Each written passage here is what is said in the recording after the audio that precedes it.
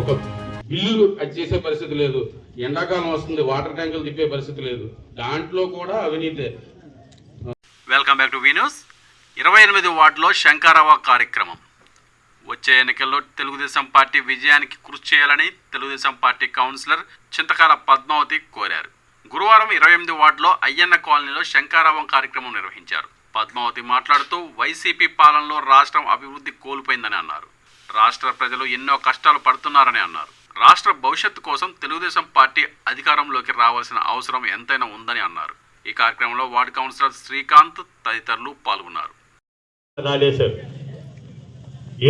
డబ్బులు మా దగ్గర లేవు. ఈ రోజు విచారణ చేస్తే, నిన్న విచారణ జరిగితే అతను డబ్బులు వేయలేదండి. మేము 4 సంవత్సరాల క్రితం పద్మమ్మ గారు, విజయబాబు గారు నన్ను ఇంటికి పిలిచి 28వ వార్డుకి నువ్వు కౌన్సిలర్గా పోటీ చేసి శ్రీకాంత్ అని చెప్పి ఎవరికి దొరికిన అవకాశాన్ని నాకు ఇచ్చారు. ఈ అవకాశాన్ని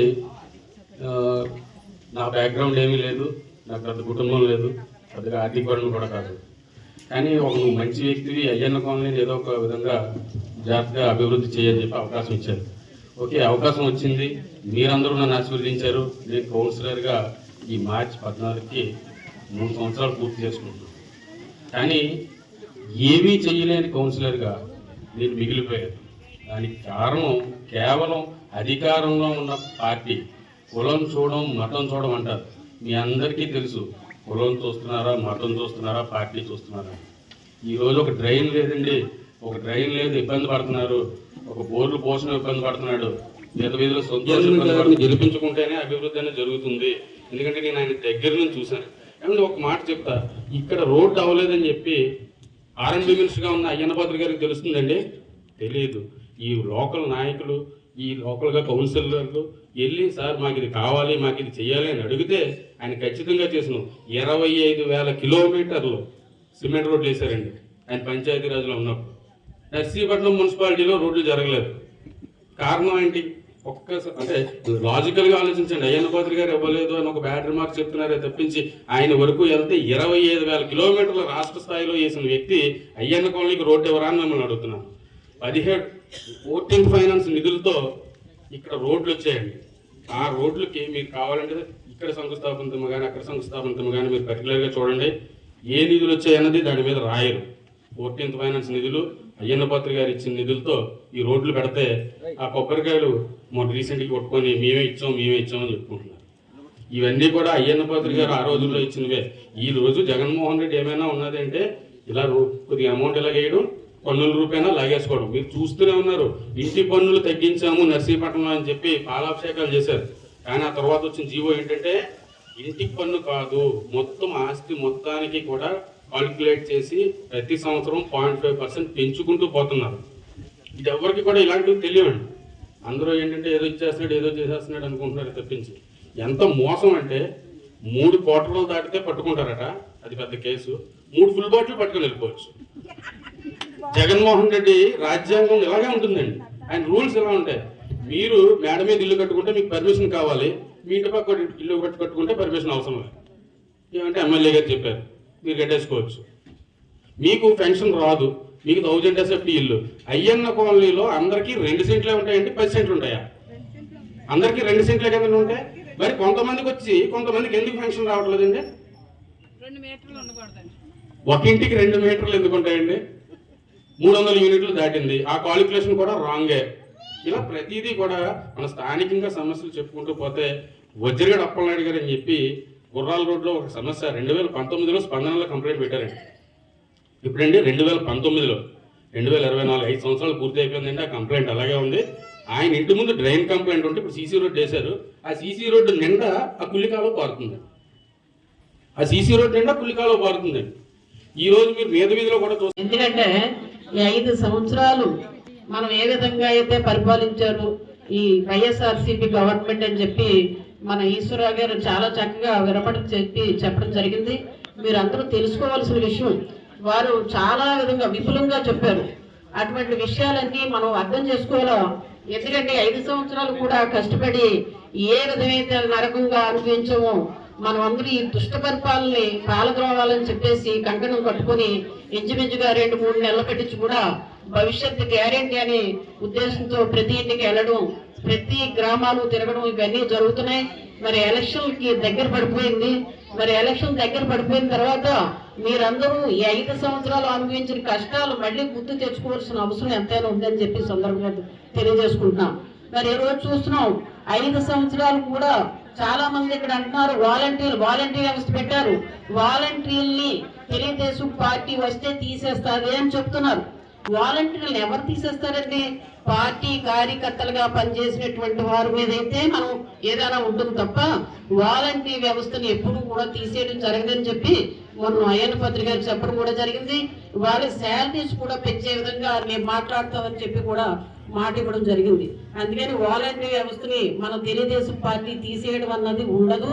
అలాంటిది ఎవరైనా సరే వైఎస్ఆర్సీపీ కార్యకర్తలుగా పనిచేసినటువంటి వారి మీదే ఇబ్బంది పడుతుంది తప్ప మామూలుగా కష్టపడి వారు పనిచేసుకున్నటువంటి వారి మీద ఎవరిని కూడా ఇబ్బంది పెట్టరని చెప్పి సందర్భంగా తెలియజేసుకుంటా.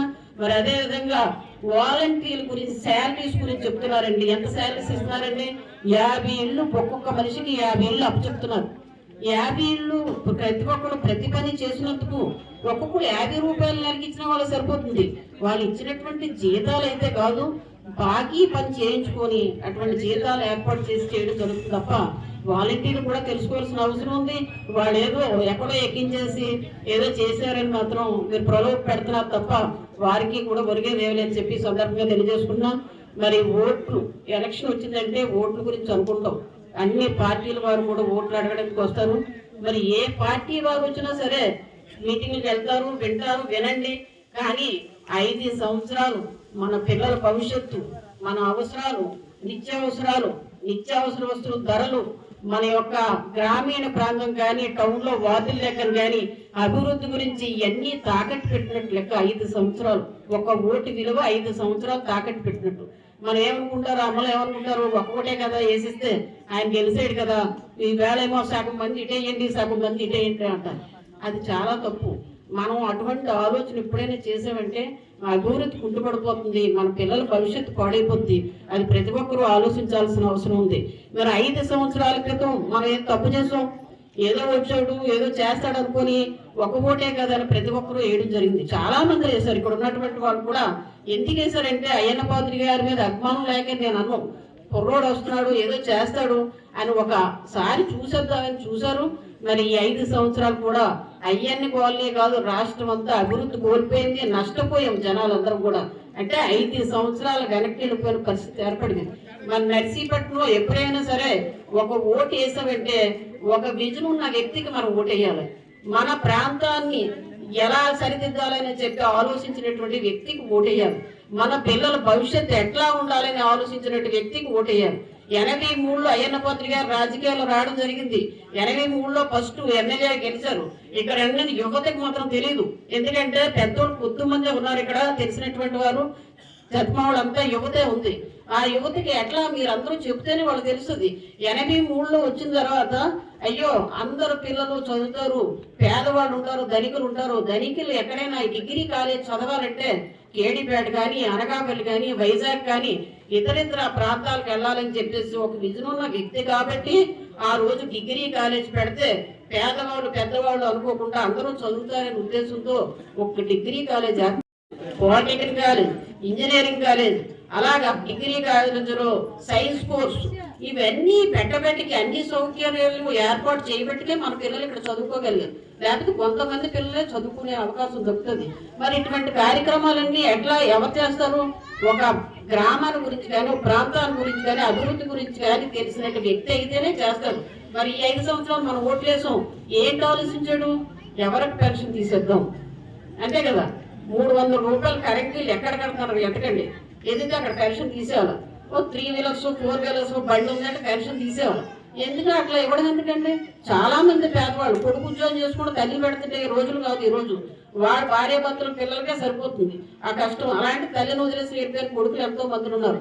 అటువంటి వాళ్ళు కూడా పెన్షన్ కట్ చేసి చాలా ఇబ్బందులు పడే పరిస్థితి ఉంది. నేను ఎందుకు ఇన్నిసార్లు చెప్తున్నానంటే ప్రతి ఒక్కరూ కూడా ఓటేసి ముందు ఆలోచించాలని చెప్పి ఈ సందర్భంగా తెలియజేసుకుంటున్నా. అదేవిధంగా మన నర్సీపట్నంలో ఎన్టీఆర్ కాలేజీ హాస్పిటల్ పెట్టడం జరిగింది. నేను 83లో చూసినప్పుడైతే 89లోనూ చిన్న పూరు గుడిసెలా ఉండేది, చిన్న పెంకిటిల్ హాస్పిటల్. ఆ పెంకిటిల్ హాస్పిటల్ని 100 పడకల హాస్పిటల్ తయారు చేశారు. దానికి సరిపడా డాక్టర్స్ని తీసుకొచ్చారు. అదే హాస్పిటల్ని ఈరోజు 150 పడకల హాస్పిటల్ తీసుకొచ్చారు. మరి హాస్పిటల్లో ఈ 5 సంవత్సరాలు రూమ్ కట్టాడా? ఉన్న రూములనే ఓపెన్ చేయలేని పరిస్థితులు ఏర్పడింది. ఇప్పుడున్న డాక్టర్లు ఉన్నారా? హాస్పిటల్ అతాకుతం అయిపోయి ఈ రోజు ఉంది.